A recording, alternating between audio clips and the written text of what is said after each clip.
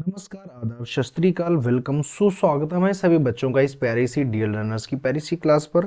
मैं हूं आपके साथ शशांक तिवारी। मैं आपके साथ डिस्कस करूंगा सीडीपी की बहुत ही अच्छी क्लास क्लास को। पिछली जो क्लास थी उसमें मैंने आपको डिस्कस किया था, 50 क्वेश्चंस को डिस्कस किया था जो कि सिद्धांतों से संबंधित थे, अलग अलग प्रकार से संबंधित थे।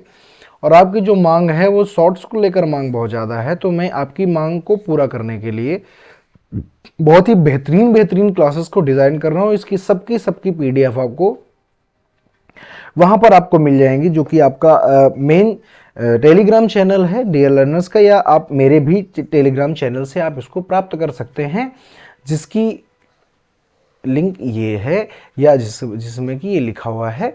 आप टेलीग्राम में जाकर @शशांक सर के नाम से जब आप सर्च करेंगे तो आपको टेलीग्राम पे एक चैनल मिल जाएगा, तो वहाँ से भी आप ले सकते हैं। और अदरवाइज आपने अगर ज्वाइन कर रखा हुआ है डीएल लर्नर्स का अगर यूट्यूब चैनल, टेलीग्राम चैनल, तो आप वहाँ से भी इसको प्राप्त कर सकते हैं। तो इसके भी टेलीग्राम में आपको मिल जाएगा। और अगर आपको वहाँ से नहीं मिलता है तो आप मेरे टेलीग्राम में जुड़ सकते हैं, वहाँ भी आपको ये पीडीएफ अवेलेबल हो जाएगी। जिनको भी वीडियो पसंद आएगा लाइक करेंगे, शेयर करेंगे और सब्सक्राइब करेंगे चैनल को, जिसने आप तक नहीं सब्सक्राइब किया है। मैं हूँ आपका अपना शशांक तिवारी। मैं आपके साथ डिस्कस करूँगा बहुत ही बेहतरीन सी क्लास, जो कि है सीडीपी की क्लास। चलते हैं आज के वीडियोस पर, क्वेश्चंस पर। आप प्यारे बच्चे देख रहे होंगे कि यहाँ पर है खिलौने की आयु किसे कहते हैं। खिलौने की आयु कौन सी होती है? तो आप जानते हैं कि जो शैशवावस्था है हमारी, तो शैशवावस्था को हम क्या कहते हैं? तो आप कह देंगे कि शैशवावस्था को हम, देखो, खिलौने की आयु शैशवावस्था, यानी इसको आप कहते हैं शैशवावस्था। और यहीं पर अगर आप कह दिया जाए कि खेल की आयु कौन सी होती है, तो आप कहेंगे बाल्यावस्था। भाई जब शैशव का मतलब होता है कि 0 से लेकर के 2 ईयर तक, तब आप जानते हैं कि बच्चा क्या करता है। बच्चा बहुत ज़्यादा इसके, चूंकि मोटर स्किल्स यानी बहुत ही ज़्यादा उसके हाथ पैर मजबूत नहीं होते हैं, तो बहुत ज़्यादा वो गेम तो खेल सकता नहीं है, आउटडोर तो खेलेगा नहीं, इसलिए वो खिलौनों से खोलता है। यानी इसी को हम कहते हैं टॉय एज। अगर आपसे पूछा जाए कि बताओ टॉय एज इसको कहते हैं, तो आप कहोगे कि टॉय एज कहते हैं शैशवावस्था को। वहीं पर अगर कहा जाए कि गेम एज किसे कहते हैं, आपसे कहा जाए कि बताओ गेम एज किसे कहते हैं, यानी खेल की अवस्था किसको कहते हैं, तो आप कहोगे बाल्यावस्था। यानी दो आपसे प्रश्न पूछे जाते हैं। आपसे पूछा जाता है कि टॉय एज कौन सी है, तो आप कहेंगे कि टॉय एज कुछ और नहीं बल्कि शैशवा अवस्था है, शैशवा अवस्था है। और अगर वही आपसे पूछा जाए कि प्यारे बच्चे बताओ गेम एज कौन सी, चूंकि इंग्लिश का क्रेज ज़्यादा है तो इंग्लिश में प्रश्न ज़्यादा पूछे जाते हैं, तो आप कहोगे ये है बाल्यावस्था, या जिसको आप कहते हो चाइल्डहुड है। तो बाल्यावस्था क्या है? गेम एज है। और टॉय एज क्या है? आप कहोगे शैशवावस्था है। इसे ही कहते हैं खेल की अवस्था, क्योंकि इस अवस्था में जब बालक होता है, बालक का मतलब होता है बाल्यावस्था कहाँ से कहाँ तक होती है। बाल्यावस्था को 2 भागों में बांट दिया जाता है। एक को कहते हैं पूर्व बाल्यावस्था, पूर्व बाल्यावस्था जिसको आप कहते हो प्री चाइल्डहुड, और एक को कहते हैं उत्तर बाल्यावस्था, जिसको कहते हैं आप कहते हो लेटर चाइल्डहुड, आप कहते हो लेटर चाइल्डहुड।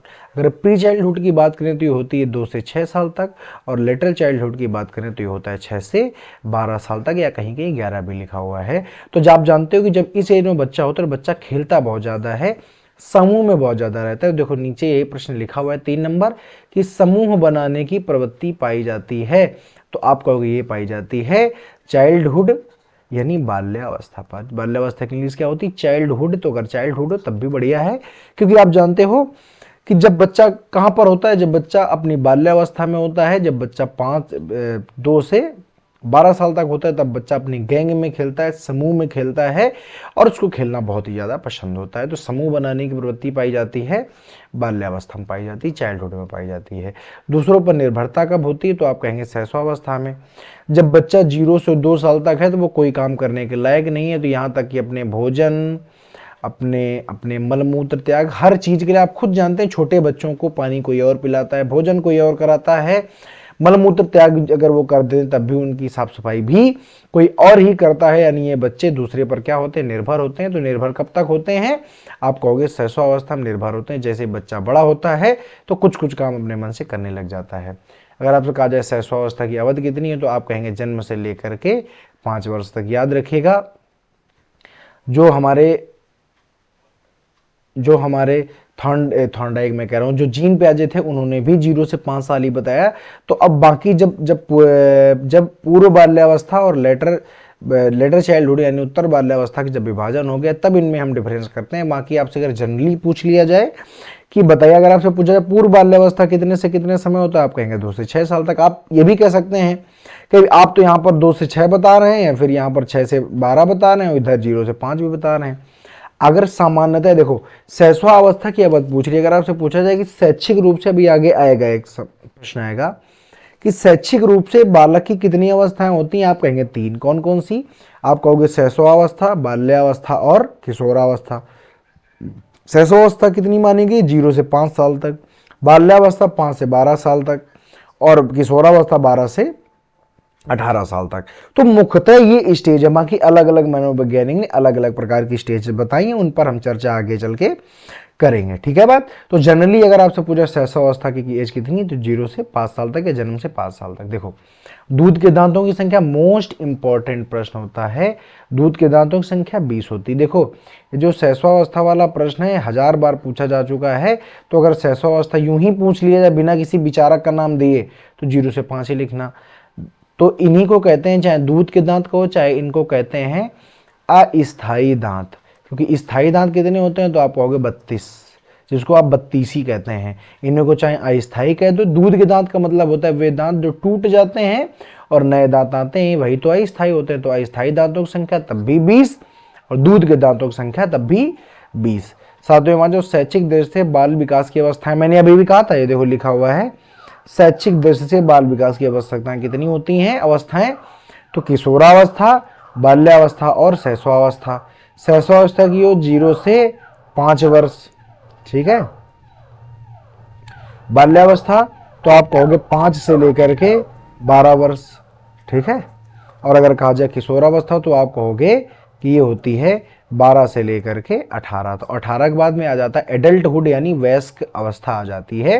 तो शैक्षिक दृष्टि से केवल 5 अवस्थाएं हैं और बाद में इसका जब विभाजन हो गया तब आगे फिर अवस्थाएं हमारी बनी थी। देखो 8वां number most important, very very important है, जिसको मैं मोस्ट इंपॉर्टेंट कह रहा हूँ, आपको इसको रट के रखना है।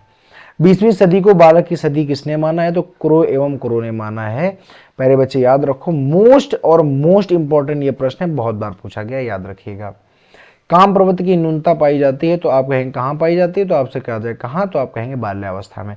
काम प्रवृत्ति का मतलब है सेक्सुअलिटी जो होती है वो किशोरावस्था पर बहुत चरम पर होती, क्योंकि वो तूफान का काल और इस चीज का सब काल होता है। और शैशवावस्था में कहीं ना कहीं होती है, आप कहें कहाँ होती है, बच्चा माँ के स्तनपान करता है। तो याद रखिएगा ये भी एक प्रकार से काम प्रवृत्ति का ही एक प्रकार से उदाहरण होता है। लेकिन बाल्यावस्था में गैंग एज होती है, बच्चा समूह में खेलता है, अपने जैसे लोगों के साथ रहना ज़्यादा पसंद करता है, तो उस समय में काम प्रवृत्ति की कमी पाई जाती है। 10वें नंबर में आ जाओ, जीवन के प्रथम 2 वर्षों में बालक अपने भावी जीवन का शिलान्यास करता है। ये कथन किसका है, तो ये है एस्टैग का।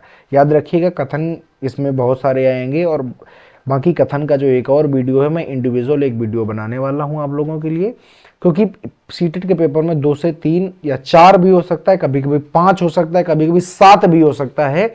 आपसे ये लाइनें पूछी जाती हैं और फिर आप इनको कर नहीं पाते हैं, आप दिक्कत में आ जाते हैं।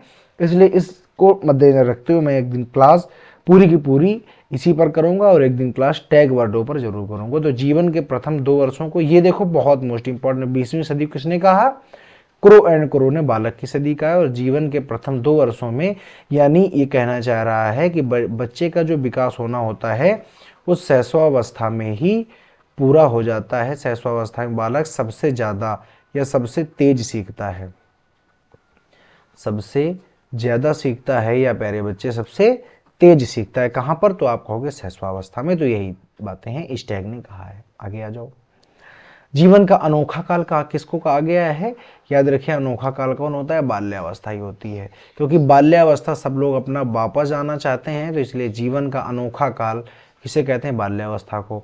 और अगर सीखने का अनोखा काल क्या है, देखो दोनों में थोड़ा सा डिफरेंस है।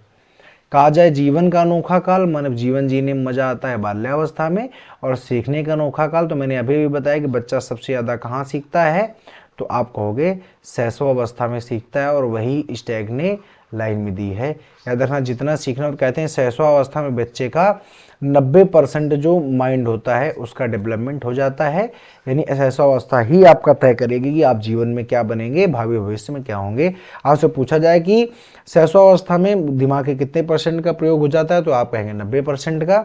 आपसे पूछा जाए कि मुझे बताइए कि शैशवावस्था जो होती है, या आ जाए कि 90% दिमाग किस अवस्था में डेवलप हो जाता है, तो आप कहेंगे शैशवावस्था में, और बाकी जो 10 बचता है वो परिपक्वता से आ जाता है।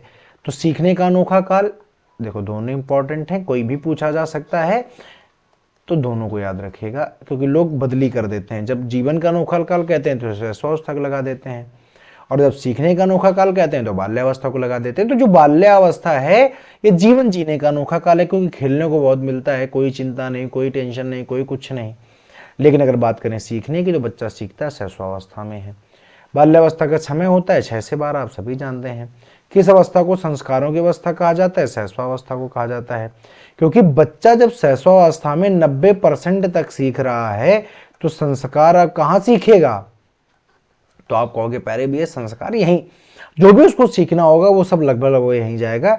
इसीलिए बच्चे को, जब बच्चा जब 1 से 2 साल तक होता है, तो उसको उसके घर में बड़े पूजा अनुष्ठान आदि आदि कराने चाहिए, ताकि बच्चों में कहीं ना कहीं संस्कारों का समावेशन हो जाए, संस्कार उसमें भर जाए।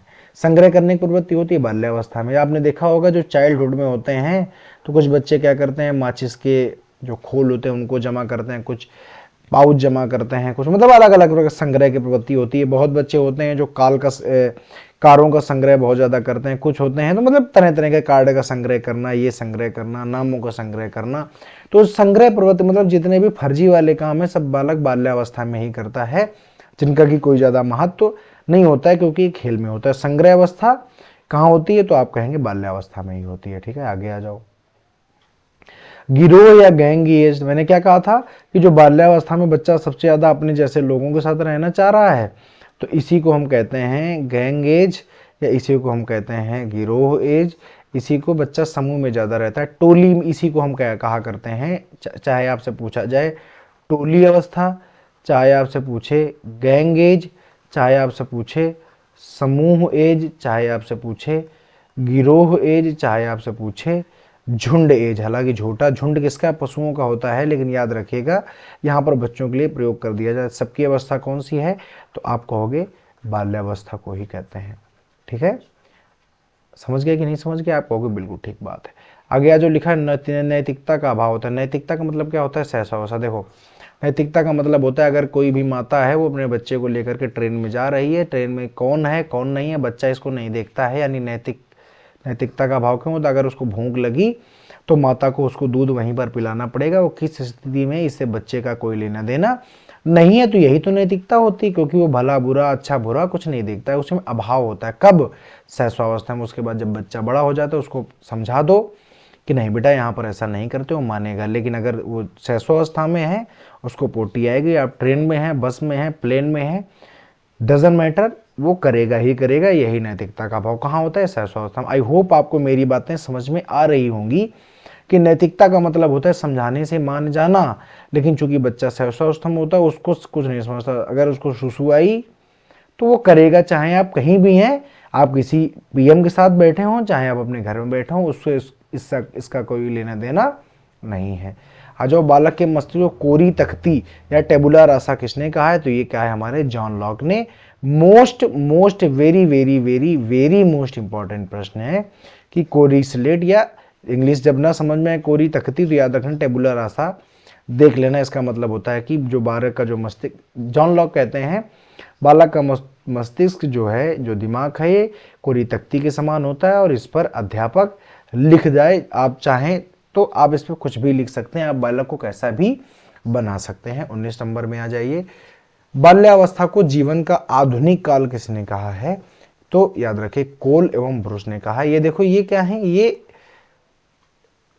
स्टेटमेंट है, यानी ये कथन है, तो आप कथनों को याद करेंगे। बालक जो भी कुछ बनना होता है, बालक को जो भी कुछ बनना होता है आप प्रारंभ के 5 सालों में बन जाता है। यह किसका है? तो यह फ्रायड ने कहा। बिल्कुल ठीक बात है, याद रखिएगा।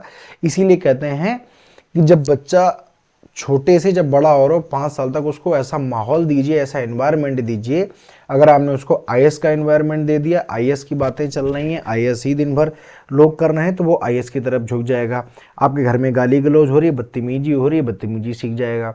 आपके घर में इंटेलेक्चुअल बातें हो रही हैं, उसका भी दिमाग इंटेलेक्चुअल हो जाएगा। आप बहुत ज़्यादा धार्मिक हैं, वो धार्मिक हो जाएगा। यानी 5 साल तक बच्चे को ऐसा एनवायरनमेंट देना है। आप उसको जिस भी फील्ड में झुकाना चाहते हो आप उसको झुका सकते हो। लेकिन लोग कहते हैं अभी बच्चा है। अरे बच्चा उसी समय सबसे ज़्यादा सीख रहा होता है। तो जो भी हमें देख रहे हैं, जो भी पेरेंट्स हैं, तो कृपया अगर आपके घर में भाई बहुत सारे ऐसे मित्र हैं, हमारे साथ में बहुत सारी ऐसे बहनें हैं जो मैरिड हैं, तो याद रखिएगा जो आपके पास में बच्चा है, जो भी आपके पास में बच्चा है, बच्ची है, कोई भी है, डजंट मैटर, तो उसको ऐसा माहौल दें। आप जो उसको बनाना चाहते हैं आप घर में उसको वैसा माहौल दें, और वही माहौल आज की नींव जो है वही कल एक दीवार बन के खड़ा होगा। तो आप इस प्रकार से इसको याद रख सकते हैं। ठीक है, बात को आप कहेंगे बिल्कुल ठीक है। 21 नंबर प्रश्न की बात करेंगे। लिखा 3 से 6 वर्ष की अवस्था अर्ध स्वप्न की अवस्था होती। किसने कहा है? थॉर्नडाइक ने कहा। याद रखिएगा इस समय बच्चा क्या होता है कि अर्ध स्वप्न की अवस्था में होता है। उसमें बड़े बड़े ख्वाब होते हैं कि तुम छोटे बच्चों से पूछो तुम क्या बनोगे, सीधा बताते हैं कि हम पायलट बनेंगे और नील गगन पर हम अपना प्लेन उड़ाएंगे और अपने घर के आसपास से निकालेंगे और अपने घर में उतार देंगे और अपने पापा को बिठा लेंगे, ये करेंगे वो करेंगे, बहुत बातें होती हैं उसके पास में। अर्ध स्वप्न की अवस्था किसने कहा है? थॉर्नडाइक ने कहा है। देखो 22 नंबर में एक स्टेटमेंट है, शैशवावस्था में सीखने की सीमा तथा सीखने की तीव्रता अन्य अवस्थाओं से अधिक होती है। वाटसन ये वही है जिनको कहा जाता है व्यवहारवाद का जनक, इनको हम कहते हैं। ये इन्होंने ही कहा था कि आप मुझको एक छोटा बच्चा दे दिए, आप जो कहेंगे उसको वो मैं बना दूंगा। आप कहें सिपाही बना दूं, चोर बना दूं, डॉक्टर बना दूं, डाकू बना दूं, क्योंकि बच्चे पर प्रभाव इन्वायरमेंट का पड़ता है, ना कि उसकी हेरेडिटी का पड़ता है। और बच्चा जब सीखेगा तो उसके व्यवहार में परिवर्तन आ जाएगा। तो यही साहब हैं जो कहते हैं आप मुझे बच्चे ला के दो, आप जो कहोगे मैं वो बना दूंगा उनको इन्वायरमेंट दे करके। ठीक है बात। वाटसन व्यवहारवाद के जनक हैं, व्यवहारवाद के प्रवर्तक हैं। 16 नंबर 23 में आ जाइए। बाल्या अवस्था को जीवन का निर्माण काल किसने कहा है? तो इन्होंने भी फ्राइड ने कहा है। फ्राइड ने देखो 2 बातें कही हैं, बाल्यावस्था को जीवन का निर्माण काल कहा है और पीछे भी फ्राइड एक बात कह गए हैं कि बालक को जो भी कुछ बनना होता है वो 5 वर्षों तक बन जाता है। और यहाँ भी ये 5 वर्षों की ही बात कर रहे हैं। बाल्यावस्था जीवन का निर्माण काल है। भाई वही बात ये कह रहे हैं, ये कहते हैं कि भैया देखो बाल्यावस्था, ये कहते हैं कि एक 0 से लेकर के 5 साल का जो नियम का जो समय होता है वो ऐसा समय होता है जो भी कुछ बनना है, जैसा भी उसको माहौल हुआ, जो भी कुछ वो बनना चाहता है यहाँ से ही बन जाएगा। उसके मन में उसी प्रकार की भावनाएं पनप जाएंगी। 24 में आ जाए। सुस्ती की अवस्था किसको कहते हैं? बाल्यावस्था कहते हैं। बहुत बच्चा मस्त रहता है, खेलता है, कूदता है, सुस्त रहता है, तो सुस्ती की अवस्था भी सुस्ताता बहुत है, क्योंकि काम धाम तो होता नहीं है, इनसे कोई काम कराओ गड़बड़ कर देंगे, इसलिए याद रखिए सुस्ती की अवस्था भी कहते हैं। और गंदी अवस्था किसको कहते हैं? बाल्यावस्था। अरे भैया सीधी सी बात है, बालक को घर के बाहर भेजो, जाएगा, उसके जैसे 4 और मिल जाएंगे, फिर उसके बाद वो खूब खेलेगा मिट्टी में, और जब मिट्टी में खेल खाल के आता है तो हो जाता है गंदा। इसीलिए इसको क्या कहते हैं? डर्टी एज कहते हैं। या मतलब ये अवस्था जो है ये गंदी नहीं है, बहुत मौज मस्ती की अवस्था होती है। बच्चा कपड़े बहुत गंदा करता, इसमें माँ बाप बहुत परेशान रहते हैं बच्चे से, क्योंकि आए दिन झगड़ा करना, आए दिन ये करना, आज उधर कुछ हो गया, दोस्तीबाजी निभाना, टोली की अवस्था होती है, तो बड़ा आज्ञाकारी टाइप होता है दोस्तों का बालक। इस समय आप कुछ कहिए, दोस्तों के बारे में कुछ कहिए, तुरंत भड़क जाएगा, तो गंदा हो जाता है। मतलब बाहर खेलता है कूदता है तो गंदा हो जाता है, इसलिए उसको गंदी अवस्था कहते हैं। बाकी कोई अवस्था में कोई गड़बड़ी नहीं है। आगे आ जाइए। 26 नंबर। किशोरावस्था जीवन का सबसे कठिन काल है। किसने कहा था? किलपैट्रिक ने कहा था। इसको बहुत ही अच्छी तरीके से याद रखिएगा। ठीक है, किलपैट्रिक ने जीवन का सबसे कठिन काल कहा है किसको? किशोरावस्था को। अब किशोरावस्था पर बात आई है तो याद रखिएगा इसको कहते हैं हम एडोलसेंस। देखो नीचे लिखा हुआ है, हमें लिखना नहीं है। एडोलसेंस नामक किताब किसने लिखी? स्टैनले हॉल ने लिखी। इसको 5 स्टार लगा लेना और कभी भी जीवन में मत भूलना। अगर सीडीपी पढ़ रहे हो तो स्टैनले हॉल की किताब याद रखना जिसका नाम है एडोलसेंस। आई थिंक 20-25 बार अलग अलग एग्जाम में पूछी जा चुकी है। ठीक है, और जीवन का सबसे कठिन काल किलपैट्रिक ने कहा है। 28 में आ जाए। किशोरावस्था बड़े संघर्ष, तनाव, तूफान, विरोध की अवस्था है। यह कथन स्टैनले हॉल ने सबसे ज्यादा जो स्टडी किया है वो एडोलसेंस पर किया है, यानी किशोरावस्था पर किया है। और सबसे ज़्यादा जो स्टेटमेंट आए हैं वो किशोरावस्था के इन्हीं से आए हैं। तो किशोरावस्था पर कोई भी अगर कथन आता है तो किलपैट्रिक महोदय को याद रखो, स्टैनली हॉल को याद रखो, इनसे इतर आज तक कुछ भी नहीं पूछा गया है और इस भी एग्जाम में पूछे जाने की पूरी संभावना है, क्योंकि किशोरावस्था एक बहुत ही मुख्य मुद्दा है। किशोरावस्था बड़े संघर्ष, तनाव, तूफान, विरोध की अवस्था, ये कहा स्टैनली हॉल ने। इनकी किताब का नाम है एडोलसेंस यानी किशोरावस्था, और किशोरावस्था के सब जीवन का कठिन काल किलपैट्रिक ने कहा है। विषमलिंगी भावना का विकास की अवस्था किसको कहते हैं? तो विषमलिंगी भावना का मतलब अगर लड़का है यानी मेल है तो फीमेल की तरफ आकर्षित होता है, और फीमेल है तो मेल की तरफ, मतलब लड़के लड़कियों की तरफ आकर्षित हो, लड़कियां लड़कों की तरफ। और ये सबसे बिगड़ने वाली एज होती है। तो अगर इस एज में कोई बच्चा अगर संभल जाता है, आप उसको सेफली निकाल ले जाते हैं, फिर बच्चा आगे कभी भी बर्बाद नहीं होगा। विषमलिंगी माने लड़की लड़का, लड़का लड़की की भावना होती किशोरावस्था में, सब जानते हो। जब टीन एज इसको ही कहते हैं, क्या कहते हैं? टीन एज भी हम इसी को कहते हैं, वही होता है टीनेजर। तो टीनेजर होते हैं तो वही ज़्यादा प्यार मोहब्बत और आशिकी की बातें करते हैं। आगे आ जाओ, इलेक्ट्रियो में ग्रंथि पाई जाती है इलेक्ट्रा। जो लड़कियां जो होती हैं, जो गर्ल्स हैं, वो बॉयज़ की तरफ, या जो फीमेल है वो मेल की तरफ आकर्षित होती है। किस ग्रंथ के कारण? क्योंकि उनमें होती है इलेक्ट्रा ग्रंथि, इसलिए आकर्षित होती हैं। और लड़के अगर आकर्षित होते हैं तो उनमें होती है ओडीपस। इसकी बात हम अगली क्लास में करेंगे। आई होप आपको ये क्लास समझ में आई होगी। ये क्लास कुछ और नहीं बल्कि वही क्लासें हैं जिनकी आप भारी भरकम मांग कर रहे थे, जिनको आप चाह रहे थे कि सर आप उनको क्यों नहीं पढ़ा रहे हो। तो वही ये क्लासें हैं और इन क्लासों को मैंने इस प्रकार से डिस्कस किया हुआ है आपके सामने। आई होप आपको क्लासें समझ में आई होंगी। एग्जाम में एक प्रश्न इस क्लास से, 2 प्रश्न जरूर मिलेंगे, हो सकता है 3 भी मिल जाए, 4 भी मिल जाए, पर मेरा ऐसा अंदाजा है कि 2 प्रश्न आपको जरूर मिलेंगे इस क्लास से। और इसी प्रकार की बहुत सारी क्लासें हम आपको देने वाले हैं। आई होप आपको क्लास पसंद आए। पढ़िए, समझिए, देखिए, मजे करिए, बस पढ़ते रहिए, क्योंकि एग्जाम तक आपको रुकना नहीं है, बैठना नहीं है, पढ़ते रहना है। और जो भी आपके सुझाव हैं, जो भी आपके विचार हैं, वो हमसे ज़रूर शेयर करिए। तब तक के लिए आपसे विदा चाहूँगा। नमस्कार, जय हिंद।